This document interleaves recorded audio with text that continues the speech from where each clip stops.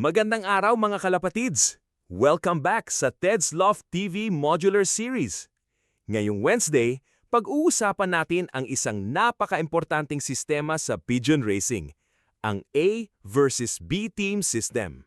Alam mo kalapatids, isa sa pinakakaraniwang pagkakamali ng maraming fancier.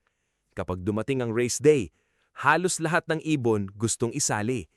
Parang iniisip natin na habang mas marami, mas mataas ang chance manalo.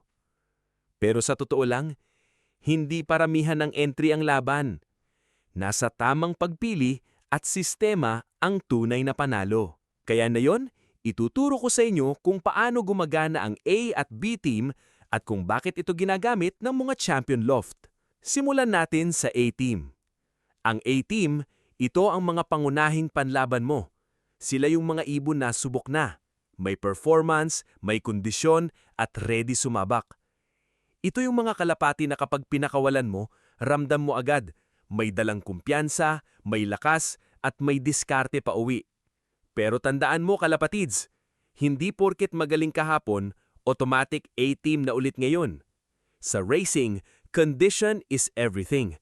Kahit gaano kagaling ang ibon, kung hindi siya nasa peak condition, mas mabuting pahingahin muna kaysa pilitin. Ngayon, punta tayo sa B-team. Ang B-team naman, sila yung mga backup mo, pero wag mong maliitin. Dito pumapasok ang mga ibon na hindi pa fully ready o kaya naman ay paakyat pa lang ang kondisyon. Pwede rin dito yung gusto mong itest, yung may potential pero hindi mo pa sigurado. At alam mo ba kalapatids, maraming beses na ang panalo nanggagaling sa B-team.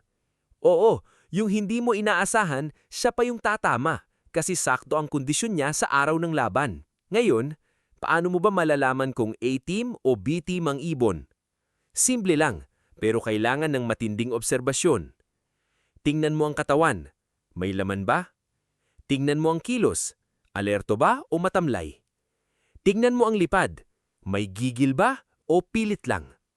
At higit sa lahat, tingnan mo ang timing. Nasa peak ba siya ngayon o papunta pa lang? Kapag kumpleto ang sagot mo, A-team yan. Kapag may kulang, B-team muna. Ganun kasimple, pero ganun din kahalaga. Kalapatids, ang A versus B-team system ay hindi lang basta paghahati ng ibon. Isa itong diskarte para maiwasan ng overtraining, maprotektahan ang kondisyon ng ibon, at masigurado na bawat entry mo may laban. Dahil tandaan mo kalapatids, mas okay ang konti pero kalidad kaysa marami pero hilaw. Real talk lang mga kalapatids. Ang tunay na magaling na fancier, hindi lang marunong magpakain o magpalipad. Marunong siyang pumili. Marunong siyang maghintay. Marunong siyang magsabi ng, hindi pa ngayon. Kasi minsan, yung ibon na hindi mo sinali ngayon, siya ang magbibigay sa iyo ng panalo bukas. Kaya sa susunod na race nyo, huwag niyong tanungin, ilan ang isasali ko? Ang tanong dapat, sino ang pinakahanda kong isali?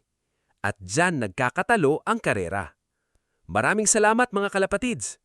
Kung may natutunan kayo sa episode na ito, huwag kalimutang mag-like, mag-share, at mag-follow sa Ted's Loft TV.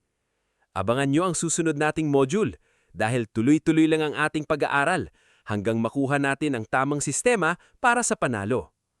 Hanggang sa muli, good luck sa karera at ingat sa mga alaga!